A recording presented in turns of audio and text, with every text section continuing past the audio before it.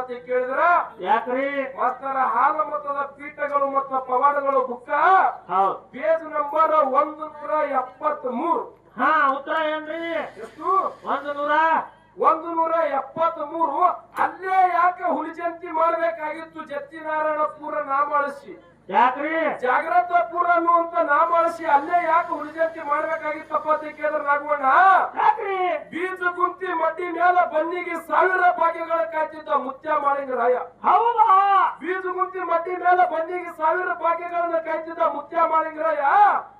ಮುತ್ಯ ಮಾಳಿಂಗರಾಯ ಬೀಜ ಗುಂತಿ ಮಡ್ಡಿ ಮೇಲೆ ಬನ್ನಿಗೆ 1000 ಭಾಗ್ಯಗಳನ್ನು ತರವಿ ಹೌದು ಹುಲಿ ಗುಡ್ಡಕ್ಕೂ ಹೋಗಿ ಹುಲಿ ತರ್ಲಕ್ ಹೋಗ್ಯಾನ. ಹಾ ಹಾ ಹಾ ಹುಲಿ ಗುಡ್ಡಕ್ಕೆ ಹೋಗಿ ಹುಲಿ ಮತ್ತು ಹುಲಿ ಮರಿ ಹುಲಿ ಹಾಲು ತರ್ಲಕ್ ಹೋಗ್ಯಾನ. ಹುಲಿ ಹಾಲು ತಂದು ಬೀರಪ್ಪ ಮುಗಿಸಿ ಬನ್ನಿಗೆ 1000 ಭಾಗ್ಯ ಉಪವಾಸ ಅಂತ ತಿಳ್ಕೊಂಡು ಹುಲಿ ಮತ್ತು ಹುಲಿ ಮರಿಗಳ ಸಂಗಾಟ ಹೊಡ್ಕೊಂಡು ಎಲ್ಲಿಗೆ ಹೋದ ಎಲ್ಲಿಗ್ರಿ ಬೀಜ ಗುಂತಿ ಮಡ್ಡಿಗೆ ಹೋದ ಬಳಕ ಮುತ್ಯ ಮಾಳಿಂಗರಾಯನ ಬೆಳಕ ನಾಡಾಗ ಹರವಿತ್ತು. ಹೌದಾ ಹಬ್ಬತು ಮುತ್ಯ ಮಾಳಿಂಗರಾಯನ ಬೆಳಕ ನಾಡ ಮೇಲೆ ವಾಯಿಡಾಯ್ತು.